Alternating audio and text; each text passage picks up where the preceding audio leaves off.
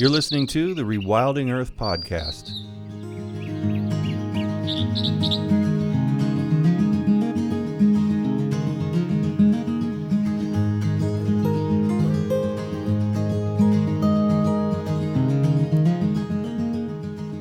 The Rewilding Earth podcast is supported by businesses such as Patagonia, Catula, and Biohabitats, as well as the Whedon Foundation and listeners like you. If you love the work that the Rewilding Institute is doing, please consider donating at rewilding.org. And be sure to sign up for our weekly newsletter while you're there.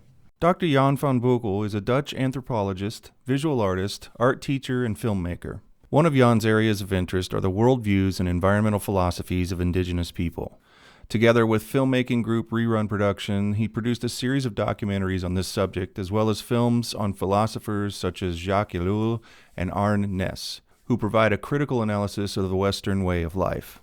Principal among these films is The Call of the Mountain, focused on Ness's work on the topic of deep ecology. In 2013, Jan defended his doctoral thesis entitled At the Heart of Art and Earth, an exploration of practices and arts-based environmental education at Aalto University. Currently, Jan is professor in art pedagogy and didactics of art at the Estonian Academy of Arts in Tallinn. Open Air Philosophy has just launched at openairphilosophy.org.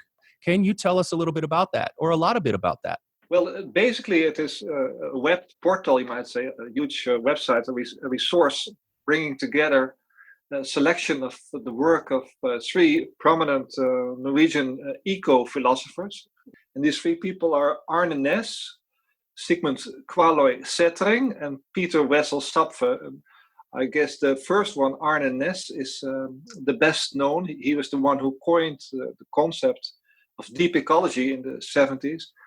And was at the start of the deep ecology movement. But Arne Ness and Sigmund Qualoy Setring, that they at some point they met Doug Tompkins, and he was very inspired by the work, especially by the work of Arne Ness, but also Sigmund Qualoy Setring's ideas of how to live a more sustainable life, inspired by, for example, the people in the Himalayas that he often visited.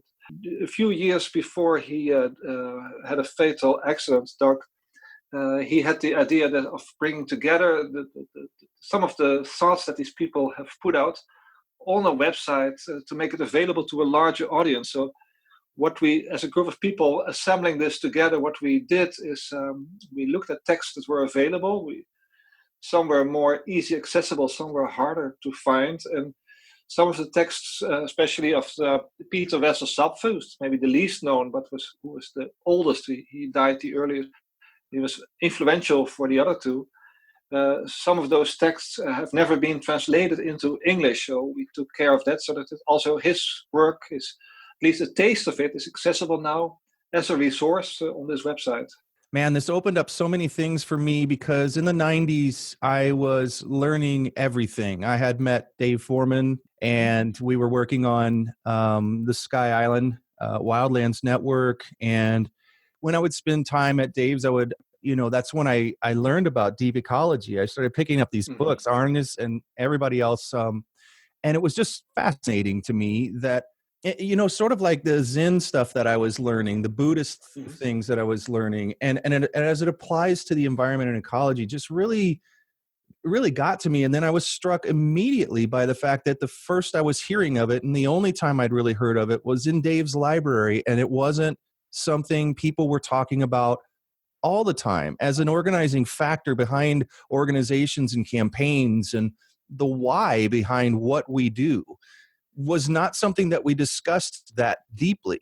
There may be interesting to mention that the launch on the 12th of January is 11 years exactly after the Arne Ness passed away. So in a way, it would have been nice if it was out earlier, but maybe also considering the times we're living in now, it may also be at the right moment that maybe now more than ever, this why question, going back to what actually are the root causes of the predicament we find ourselves in society, relationship with nature, that indeed, if we want to think deeper into the issues, that we can find a wealth of materials from these philosophers from this tiny country of Norway. And it's interesting to see how their thinking has influenced others. also people in the USA like Dolores LaChapelle, for example, Mm-hmm. some others whom we quote whom have added information on the website, for example, their writings on these philosophers. Maybe just to fresh up a bit what deep ecology in essence means is it's often a contrast with so-called shallow ecology, although Arne Næss didn't like it so much to make this contrast because it could often be derogatory that you put other people away as just being shallow ecologists. But he said we also owe a lot to the efforts that so-called shallow ecologists did in protecting or species or developing legislation. But the idea with deep ecology is that you go deeper, that you ask the deeper questions. That, for example, you might say, well, we're all in favor of a different kind of agriculture, organic agriculture, permaculture. But what happens if our agriculture infringes upon wilderness or wildlife, when there is a conflict there? So is it enough only to think of from a human-centered perspective, or do we need to embrace a larger perspective?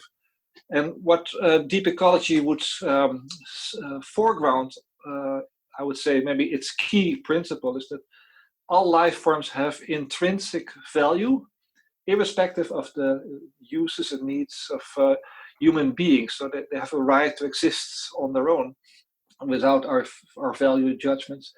And this, I think, this basic tenet, this idea that's also formulated in the deep ecology platform, it was developed in '84, I believe, by Arne Næss and George Sessions together. These 8 principles, they spell it out more like there's value in the richness and diversity, which is also of life forms that also has intrinsic value. That frame of thought, so these principles have been guidelines, if you will, in developing a more ecocentric, biocentric worldview, leading to actions which can be, for example, in defense of wildlife, say in Antarctica, without ever having been there, that you are activists stand up for protecting these life forms because of this idea that they have intrinsic value on their own, not because we have some kind of use for them as food or whatever kind of utilitarian value we might think of, but that they have a value in themselves. So I would say that this idea of deep ecology has permeated, has seeped through in many different social and environmental movements. It may not be so recognizable that ideas are on a one-to-one basis attributed to one of these philosophers, or to Arne Næss with this idea of deep ecology in particular. But I think the idea, for example, of intrinsic value of life has been picked up by animal rights activists and all kinds of also social movements. So it has found its way. And maybe lately, I think you're right, that if you look it up, it's more difficult to access the material on it. So hopefully this website will fill up a bit the gap there. It's interesting that you talk about that. It's that if I look at it from that angle, you're right. There are people, including Rewilding, of course, Dave and John et al. Are all interjecting the intrinsic value thing, and at any point that we possibly can in this discussion, when it comes to preserving a particular area or a network of areas.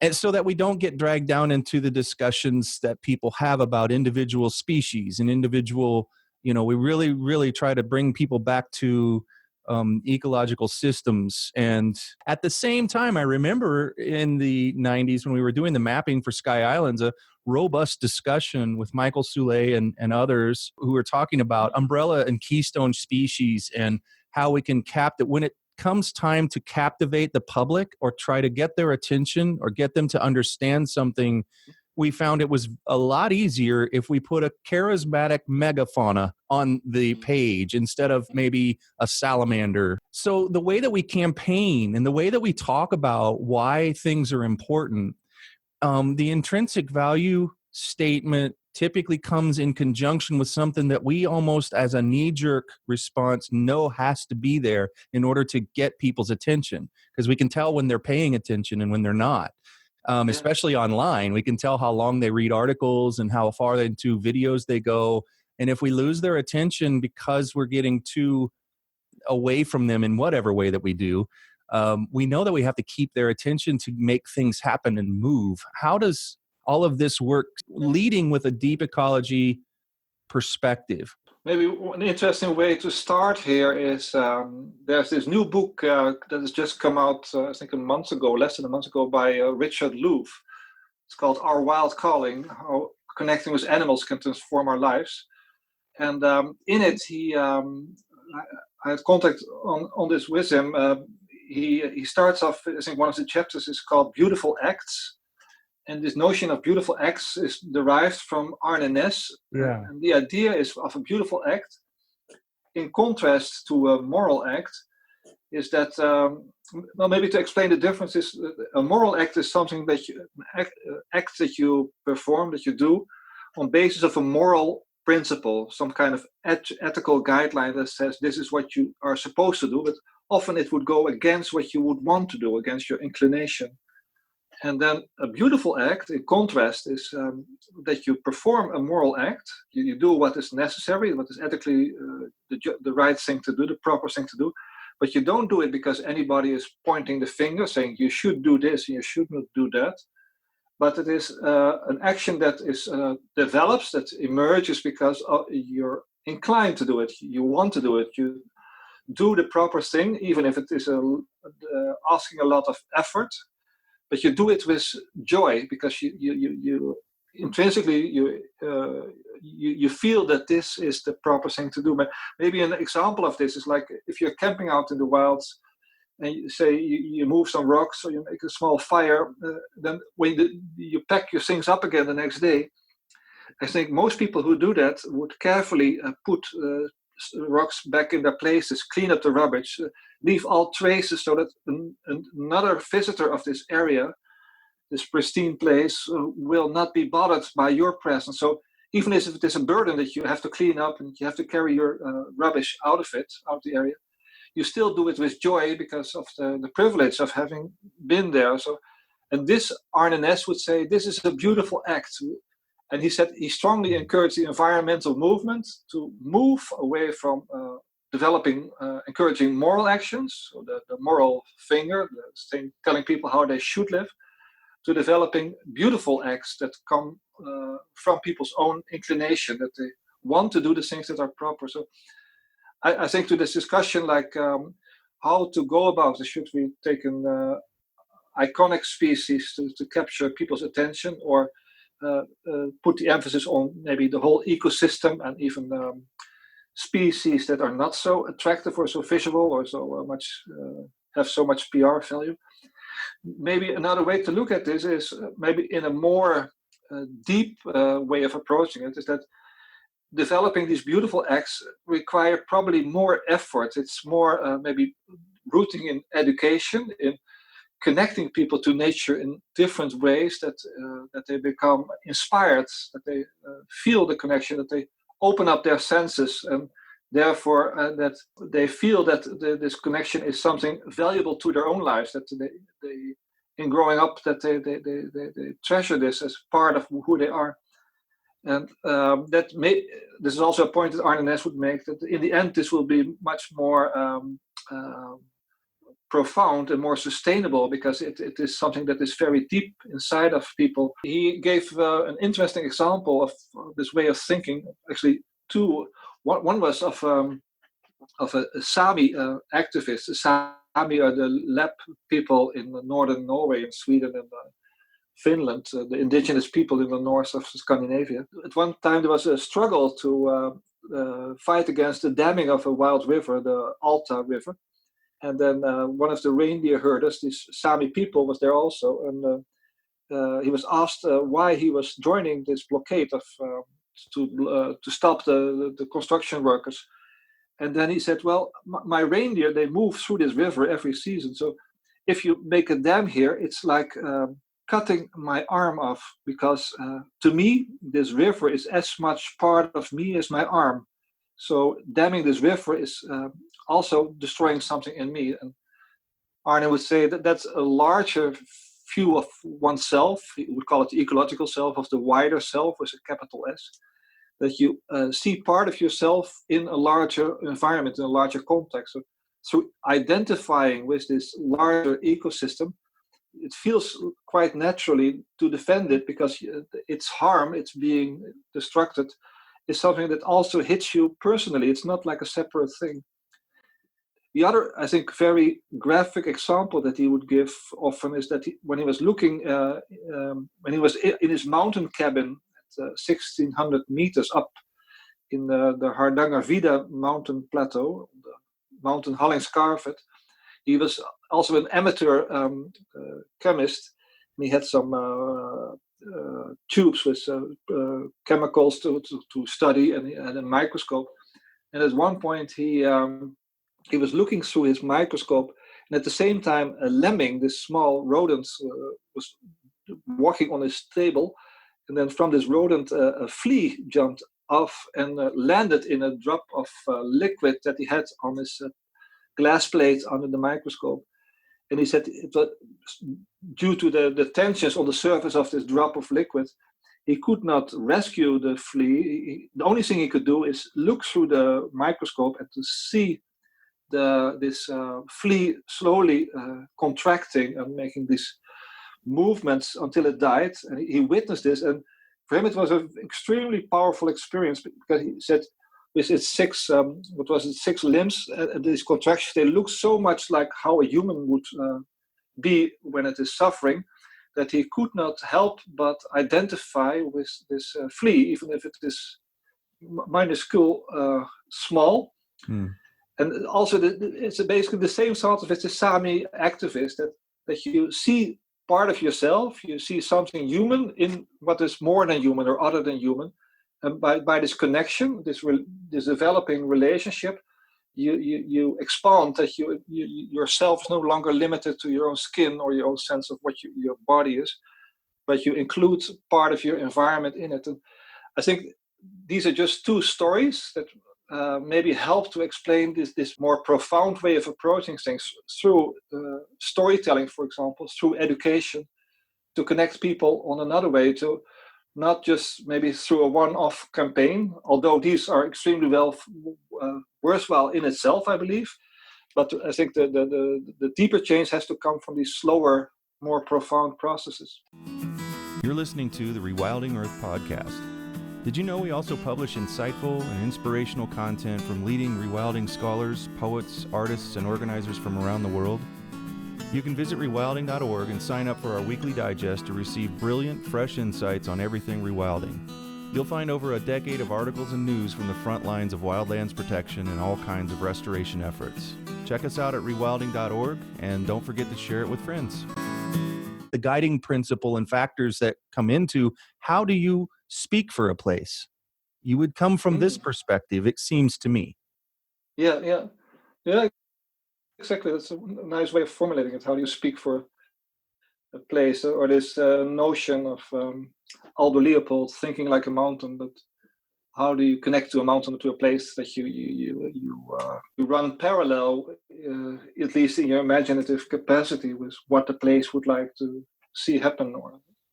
But maybe just the word radical, I think, is an interesting observation. I think a lot of the wording and maybe concepts that from the 80s, 90s, which were prevalent then, are no longer that has the same ring to it. Like maybe also words like environmental activist or eco-activist. Interesting, the word radical in itself, its etymological root is going to the roots. Radical means going to the roots. So that may be different from the colloquial, like it's more like usually associated with radical being activist. To me, it's interesting to look at maybe cycles that, like what we see happening now, is the worries of people have about the climate and species extinction, and eco-anxiety. That suddenly you have movements like Extinction Rebellion growing, which are kind of in ways similar to the more radical, if we use the word again, movements of the 90s. So Mm-hmm. maybe these movements will also look at thinkers, philosophers, people who have searched for root causes for the situation we find ourselves in. Maybe just a short example here that of the relevance of the work of these people, like Sigmund Quale Setring, the other eco-philosopher. Mm-hmm. He made a big point of making a contrast between complicated and complication, or complex and complication. And often these words are sort of used intermittently or as if they mean the same thing. But he said often nature is complex, the relationships in the ecosystem are complex, but it is not the kind of complications we get in a technical system or in a machine that we suddenly we make a technological innovation, and then suddenly when it is implemented, it has so-called secondary effects, which might be even larger than the original problem that the technology was meant to solve. So that in human built solutions, between the quotation marks, there's often this complication upon complication. Whereas the other side, the complexity, we're just starting to appreciate how complex ecosystems are, how the roots of trees communicate with each other, and so on and so forth. So to me, that's very interesting, this observation of Sigmund Quale Setring, because it is in a way similar to what we also find now in working with wicked problems. Like often problems, for example, associated with the eco crisis, they tend to be what is called wicked problems, meaning that if you find one solution for part of one problem, then the problem resurfaces in an unexpected way on another level, so that basically you cannot really solve or pretend to solve wicked problems, because they are so complicated, so outspread, that so systemic, that the attitude that we're going to fix the problem is more likely to create a bigger mess. The reason that I asked that is because a lot of, not to be derogatory, but it is a literal iteration of the term shallow when you only touch the surface of a deeper issue. And that might be the way that one advocates for wolves in the war between hunters and people who love wolves, but also people who love an intact ecosystem, and wolves being a part of that, elk being a part of that. In the Yellowstone region, that's a big deal right now. And the argument overall is just about what wolves did when they were reintroduced to the elk herds, and it's wolves and elk. And then some people, scientists, will typically bring in a little bit more depth, like, well, the reintroduction of non-native fish led to this, led to this, led to that, which is then you put the wolves in and you put the elk in that very complex environment, and you start to see that nothing is black and white. Nothing is a toggle switch in nature. And that's when people start to drop out, because I think my philosophy is that we didn't grow up with this philosophy of looking at all the parts, everything all in a whole and together, and that we want to solve problems, so we go after what we think is that problem, and we try to knock it on the head and make it go away, which is like what you said with a wicket problem, that it can't, it isn't that simple. But people who think like you and Ness and all the other deep ecologists would not run into that problem, because they start from looking at the whole instead of the one thing, the one thread. But I think that they would still have, like Arne Ness and the others also, similar problems, like maybe a sense of despair or hopelessness, that the inclination or the trigger to get into this mode, let's do something and let's solve the problem, is maybe also what drove these three philosophers. But through their thinking, their reflections, they maybe found that jumping too quickly to action may even make the problems worse. So, but that doesn't mean that in their case that they were therefore not impacted also by the magnitude of the problems that we're facing now. And I think there's an interesting aspect also, and that's maybe a bit unexpected, and that is humor. That is, I think, a characteristic, at least of the Arne Næss and Sigmund Ballesteros. You don't know so much, although he also wrote some humoristic books, Peter Wessels-Sapfer. But it is a way that through humor to sort of see the relativity of things.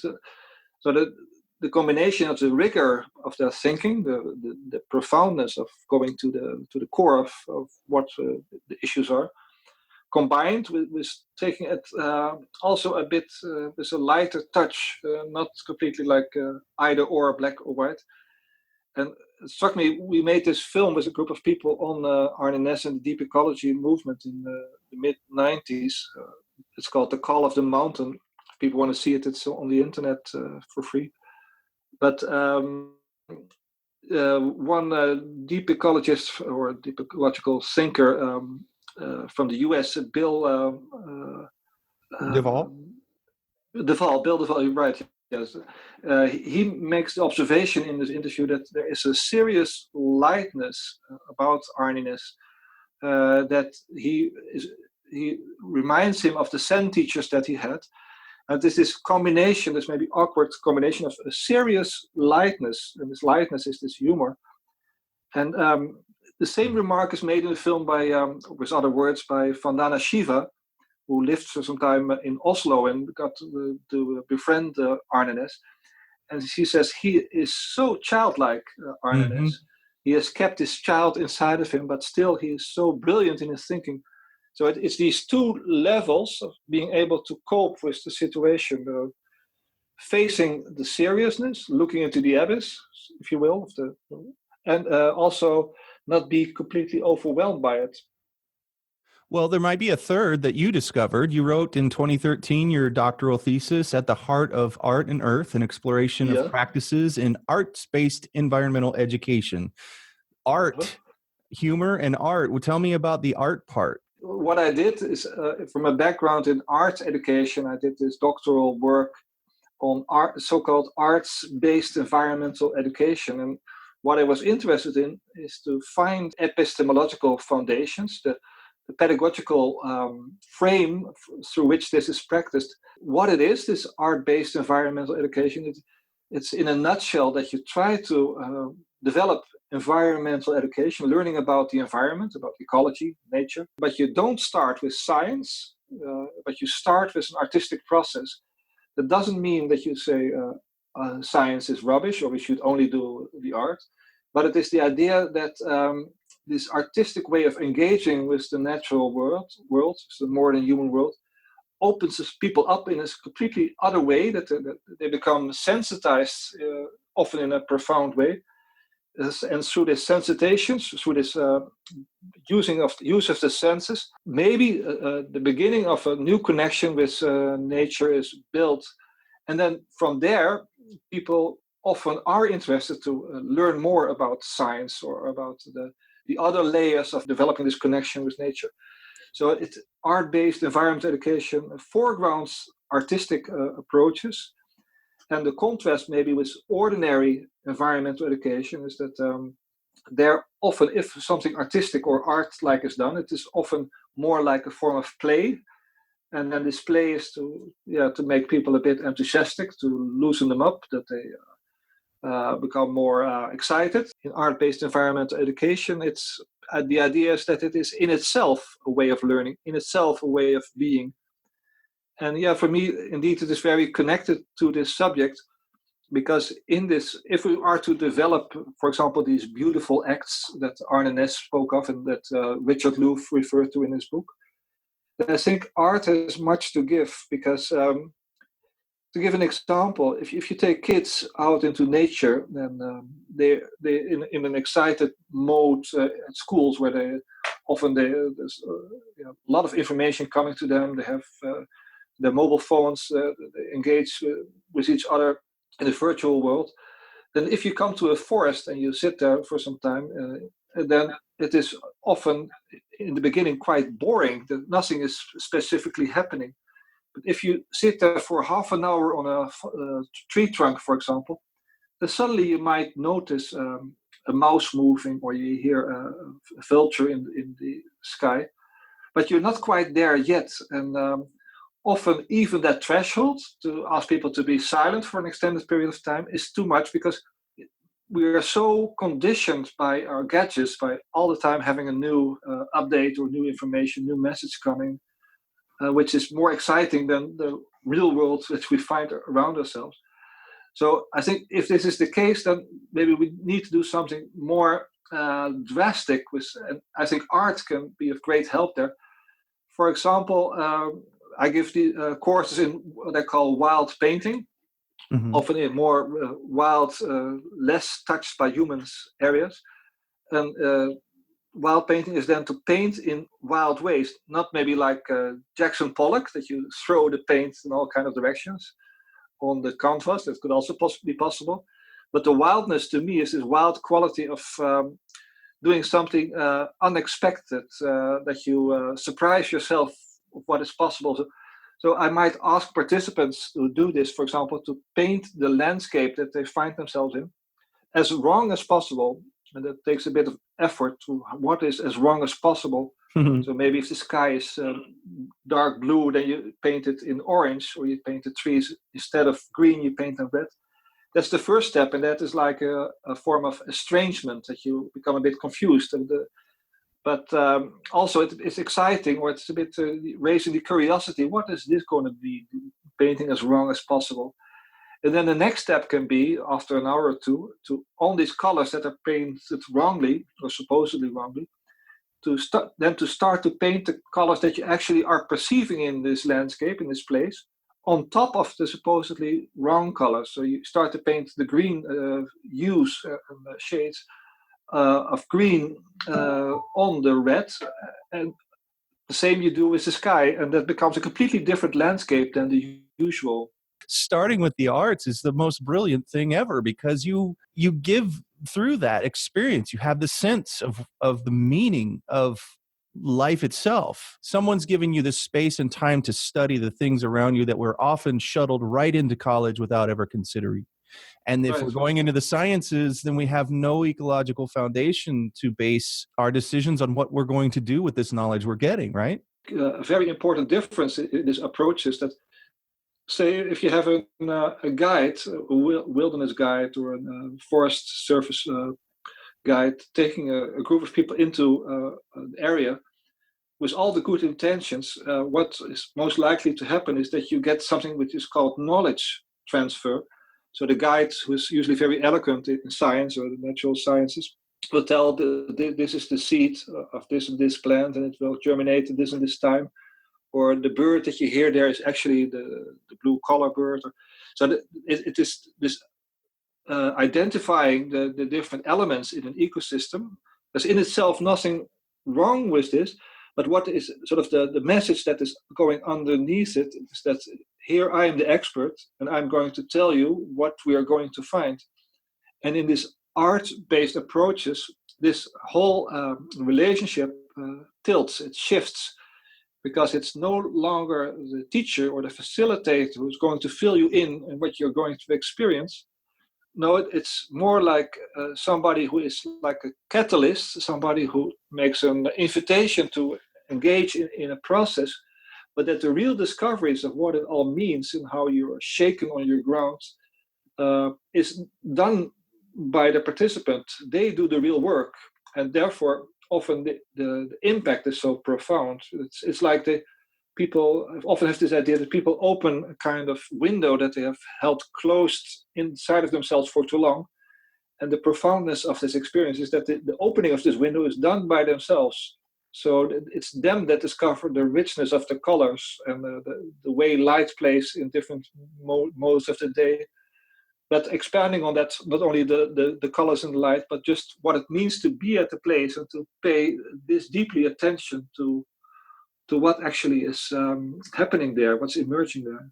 On the topic of philosophy, a lot of the best teachers in all types of philosophies and religions would be described as people who are guiding others to come to their conclusions on their own, to to surface those things on their own. I mean, it really is a much more elegant way to approach life, rather than the supposition of everyone's going to get in lines in front of the teacher. There's a chalkboard or a stand or whatever, and you are going to learn what we teach. And I don't know that that makes for a world that new discoveries can come as quickly as is possible, right? I mean, because really the teachers never know everything. There's no one on the planet who does. In any expertise, everyone's always still learning. So I think that's wonderful. And I like that we've been able to take a little step back here on rewilding, because if you listen to the podcast, you know that we deal with lots of people who are right in the thick of it, whatever that might be. And these guiding principles, this philosophy, going deeper as to why we connected with nature in the first place. No one listens to this podcast who hasn't done that in some meaningful way that has led to them being concerned with conservation and ecology, biology, conservation biology. So what was it? You know, maybe is that the way you would look at it, is what was it that drew us in the first place? And have we in any sense lost touch with that by being too busy printing petitions and not enough going on a hike, not enough letting ourselves, and I know the answer to that is we are all much more busy than we would like to be, and we would all like to be out on the river or on a path a lot more than we do. I think often with these sort of binary choices, is one way or the other. It's to me not that absolute. I think for the hard work, like you described, developing petitions or doing a picket line or whatever activities that people do, these are also, I think, extremely relevant. But I think I'm often reminded of a point that Joanne Halifax made. She's an eco-therapist, you might say, Buddhist therapist. And it is finally, it comes from the world of air travel, that if you sit in an airplane, when you get instructions about the oxygen mask, then the line that is repeated is that put on the oxygen mask on your own face first before you put it on somebody else, like a child or a disabled person. And she makes this reference because she says we have to be, if we do this work, very careful that we also put the oxygen mask on ourselves, so that we look after ourselves. That, for example, that in being an activist or working hard for the good cause, that we don't stretch ourselves too far, that we get burned out, or even worse, that we become cynical and we turn away from it. So the nourishment to also sometimes take a break, to go deeper into oneself, to find some kind of rejuvenation or some kind of new inspiration by going back into nature at times, I think is extremely relevant. And I think, again, it is art that can be of so much service there, to get more in touch with one's inner world, to be able to also to not to withdraw from the world, not to be like a monk in a monastery far away from it all, but able to also face the very real challenges that we are facing today. This is really, really great. The website, once again, it's brand new, just launched on the 11th anniversary of Arness's passing, openairphilosophy.org. And there are lots of people to thank, starting with Doug Tompkins, Tom Butler, and you, Jan, of course, all of your work on the movie. And I really appreciate that you came here today to slow people down maybe a little bit. It is a giant contribution to Rewilding Earth. So thank you so much for being here today. Thank you, Jack, for your kind words. It's my pleasure to be on the program to share some of the things that we have been developing here. Thanks for listening to the Rewilding Earth podcast. We do what we do because of you. This podcast is supported by listeners like you who long to live in a wilder world. Please consider donating at rewilding.org and subscribe to our weekly news and article digest while you're there. To go the extra mile, you can follow and share Rewilding Earth on Instagram, Facebook, and Twitter. Bonus points for sharing this podcast with your friends. To listen to past episodes, go to rewilding.org/pod. That's rewilding.org/pod.